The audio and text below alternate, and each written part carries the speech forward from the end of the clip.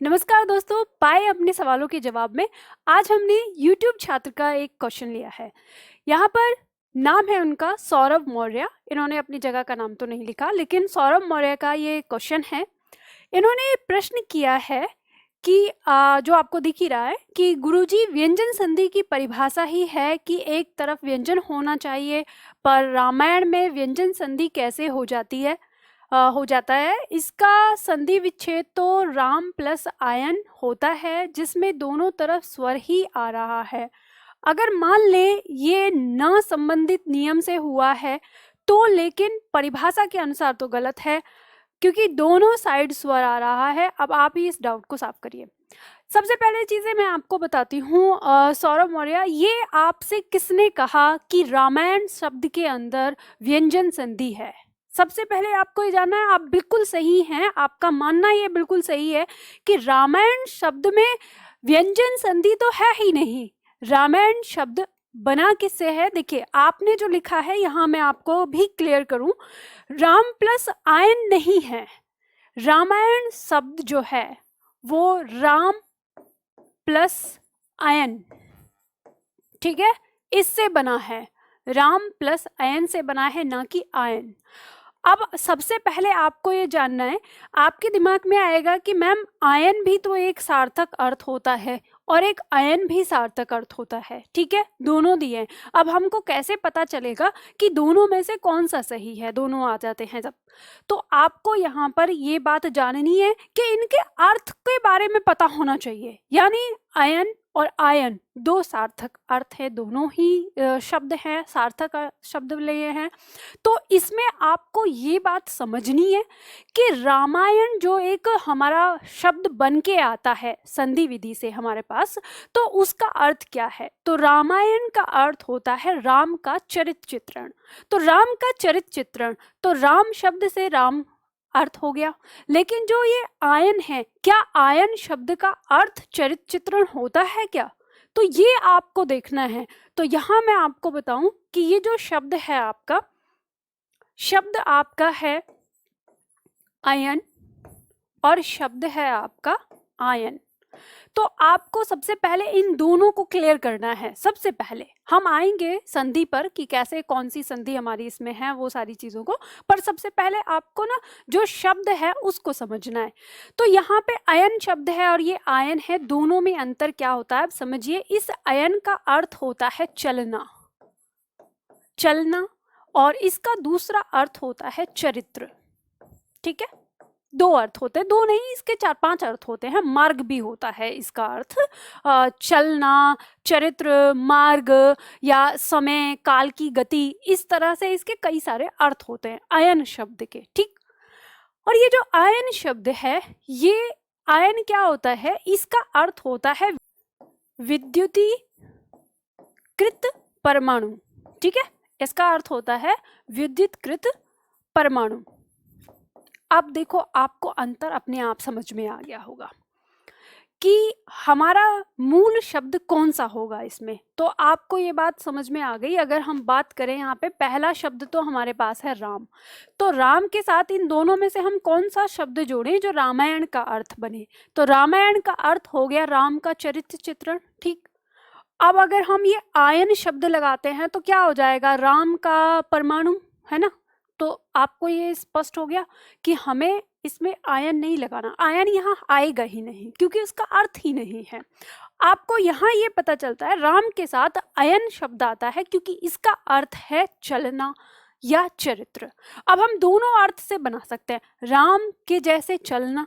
अब रामायण हमने क्यों बनाई है, या रामायण को हम क्यों पढ़ते हैं? क्योंकि हम राम के कैरेक्टर को देखना चाहते हैं, राम कैसे चले, यानी उन्होंने कैसे अपना जीवन जिया, हम भी उनके जीवन से कुछ सीख सके, इसलिए तो रामायण पढ़ते हैं ना हम। और चरित्र, अगर हम इसका अर्थ चरित्र से लेते हैं तो भी हमें पता चलता है कि रामायण का अर्थ क्या हो गया? राम का चरित्र। जो किताब राम का चरित्र बताती हो वही क्या है? रामायण है। तो इसीलिए हमको ये पता चलता है कि आयन तो होगा ही नहीं। अब ये बात हमें पता चली कि यहाँ पर यानी जो शब्द है हमारा वो क्या है? राम प्लस आयन है। और सीधा सिंपल सा आपको पता है, अगर आपने संधि का नियम पढ़ा है और आपने मेरी पढ़ाई हुई संधि को अगर पढ़ा है, तो मैं आपको बताती हूँ कि आपको क्या खोजना है, अंतिम वर्ण खोजना है। आपको पता है अंतिम वर्ण क्या है, इसका अ, और प्रथम वर्ण खोजना है, प्रथम वर्ण क्या है, अ।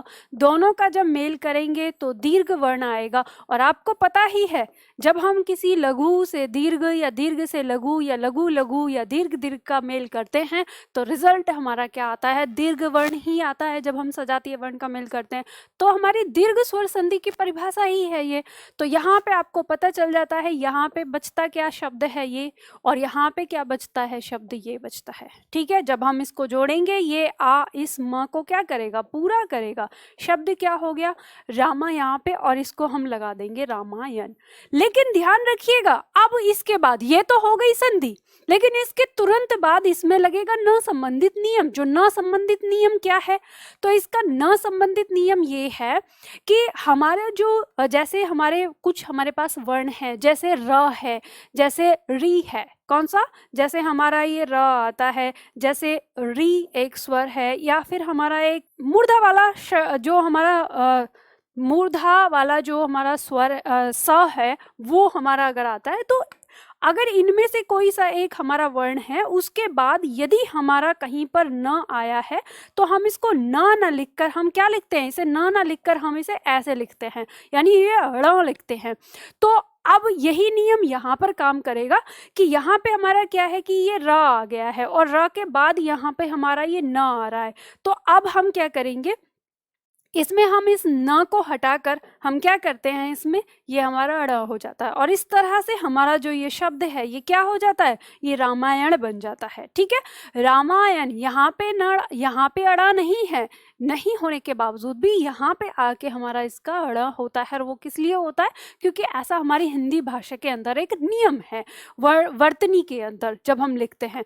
तो कहीं पर भी आप देखते हैं, तो जब भी कभी आपको आगे किसी शब्द में र मिलेगा, और र के पीछे अगर कहीं पर भी न का साउंड देने वाला अगर कोई वर्ण होता है, तो वो न के स्थान पर ये ही लिखा जाता है।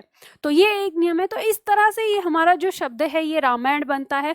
और मुझे नहीं पता आपको ये बात किसने पढ़ाई है, या किसने आपको ऐसा बता दिया कि रामायण शब्द में जो है वो व्यंजन संधि होती है। तो बिल्कुल नहीं होती है। आपका जो डाउट है, आपको जो संदेह है कि इसमें परिभाषा के अनुसार तो ये गलत हो जाएगा, बिल्कुल सही आपका संदेह है। अगर हम रामायण शब्द को व्यंजन संधि के अंदर रखेंगे तो फिर ये बिल्कुल गलत है ना।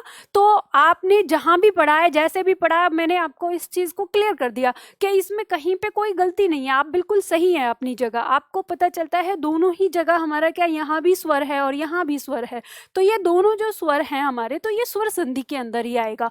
और स्वर संधि में भी कौन सी संधि है, हमारी दीर्घ स्वर संधि है। तो आप लोगों ने अच्छे से पढ़े होंगे संधियों को।